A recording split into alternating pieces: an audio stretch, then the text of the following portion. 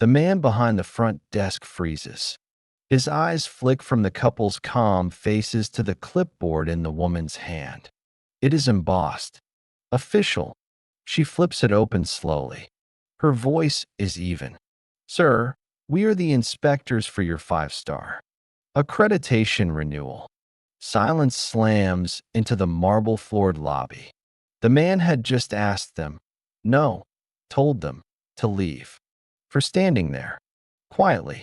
Now the color drains from his face as everything he assumed begins to crumble. He is about to learn that dignity cannot be measured in skin tone. But consequences? They are coming to IT is a crisp autumn morning in Chicago. The kind that buzzes with promise. Coffee steam curls from sidewalk carts. Taxi horns hum in the distance. Everything moves, but quietly. Cassandra and Darnell would step into the Park Meridian Hotel. Married 10 years. Partners in work and in life. She wears a slate gray trench, pressed sharp. He wears a navy suit that says he means business without a word. Their pace is calm, but purposeful. This is not a vacation. This is an assignment. They are inspectors for the National Board of Luxury Hospitality. Anonymous, thorough, unforgiving. Today, they will decide if this hotel keeps its coveted 5-star rating. That rating is not just a plaque on a wall. It means global prestige, VIP guests, revenue, reputation. They have done this for years. Checked into villas in Santorini, toured sky-high suites in Manhattan, sipped espresso at marble breakfast counters in Rome. But today feels different. The moment they enter, the air shifts, feels tight, uninviting. Behind the front desk stands a young white man. His name tag says Ryan. His eyes land on them, but they do not soften. Cassandra feels it in her chest. That quiet calculation. They move toward the seating area. Sit, silent, observing. Then it happens. A pause. A look. A decision. Ryan steps out from behind the desk. Ryan walks toward them with a practiced smile. Tight, mechanical. His shoes tap against the polished floor like a warning. Can I help you with something? His voice cuts the quiet. Loud. Just loud enough to be a signal. Cassandra looks up slowly. Smiles, calm and polite. No, thank you. We are just waiting. His eyes flick to the clipboard in her lap. He does not ask about it. He does not meet her gaze. Well, he says, voice tightening. Unfortunately, this area is for registered guests only. Darnell raises an eyebrow. We are aware.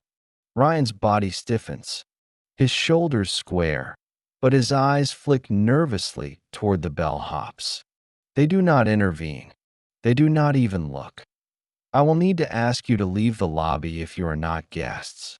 There is a cafe down the street. Darnell stands slowly, taller than Ryan. Steady. We are not loitering. We are conducting professional business. Here. Ryan's lips thin. I am sorry, but I am going to have to involve management if you do not comply. It is not just the words. It is the tone. Measured. Icy. Certain. Cassandra feels it like a drop in pressure. That quiet shift from civility to judgment. She glances at Darnell. He meets her eyes. That look says it all. Again, not this hotel, but this script, where simply existing is an offense, where their presence is not neutral, it is questioned, framed, pushed aside, and once again, they are forced to choose between dignity and peace. But this time, they are not powerless because the one making demands has no idea who he is speaking to, and soon, everything he assumes will fall apart. Ryan retreats behind the desk, grabs the phone, lowers his voice into a whisper. But they see the glance he casts their way. Cassandra folds her hands over the clipboard. Darnell remains standing, still and tall. Moments later, a woman appears. Early 40s, neatly pressed blazer, a badge that reads assistant manager. She walks over slowly, eyes flick between them and Ryan. He leans in, points, mumbles something. She nods. They watch. They wait. This is part of it. Not just amenities and room service, but how a hotel handles discomfort, judgment, bias. The woman approaches, hands clasped. I understand there has been a misunderstanding, she says, measured and polite. May I ask, are you guests here? Darnell meets her eyes. No, but we are not required to be. A pause. She blinks. Slight confusion. May I ask why you are here then? Cassandra rises. Calm. Unfolds the clipboard. The seal glints. Her voice is soft but firm. We are with the National Board of Luxury Hospitality. She holds out two gold-trimmed ID cards. Official. Undeniable. We are currently evaluating this property for 5-star certification renewal. The silence lands hard. The woman's face pales. Her throat tightens. She reaches out, but her hand shakes. I was not informed. You were not meant to be, Cassandra replies gently. This is a blind inspection. Behind her, Ryan's expression collapses. Color drains. Shoulders sag. And just like that, the room shifts. The power flips. No longer. Suspects. Now the judges. The woman stammers. Offers coffee. Immediate apologies. A sweet, if they would prefer. But it is too late. The harm is already done. Spoken in the tone. Shown in the posture. Delivered in the assumption they were not seen. Not as professionals. Not even as people. Only as a threat. Now, they will be impossible to ignore. The inspection continues. Quiet. Meticulous. Every corner of the hotel under review. Cassandra and Darnell walk the halls with trained eyes. They note floral arrangements. Service speed. Turn down timing.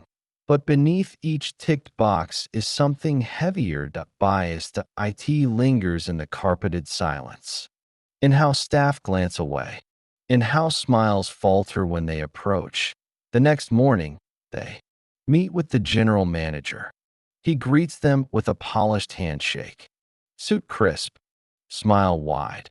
I hope your stay has been excellent, he says, brimming with confidence. Cassandra opens her folder. Slowly. We encountered a serious breach of conduct. She outlines the incident, detail by detail. No anger. No judgment. Just clear, clinical facts. The manager's face tightens. Color fades from his cheeks. His mouth opens, then closes. We deeply apologize, he says, stiff. That behavior does not reflect our values. Darnell raises his hand. Calm. With respect, it does. A pause. It reflects a reality we face often. And it happened. On your watch. In your lobby. No shouting. No drama. Just a room full of quiet and consequence. Truth does not need to yell. It just needs to stand still and be heard. Cassandra hands over the official report. The manager scans it until his eyes hit the final line. Due to discriminatory treatment observed during unannounced inspection, we are unable to recommend 5-star renewal at this time. The words hang like a dropped curtain. Then Cassandra speaks again. We suggest immediate cultural sensitivity training for all staff and a formal apology to be issued. The manager nods, slowly, because he knows what just slipped through his fingers. Not just a rating, not just status, but the lie that everything was fine. The mask has fallen, and the truth stares back, unblinking. Cassandra and Darnell step out of the hotel. Hand in hand, no cameras. No spotlight. Just the soft rhythm of the city around them. They did what they came to do, quietly, completely, not just as inspectors, but as people who chose not to let silent injustice slip past. Because this was never just about a lobby, or a smile that did not reach the eyes. That it was about choice, the choice to judge, to dismiss, to assume, and the choice to stand in that judgment without shrinking. Ryan would remember. So would the assistant manager. A week later, the national board released their findings. The Park Meridian lost its 5-star rating. It made headlines.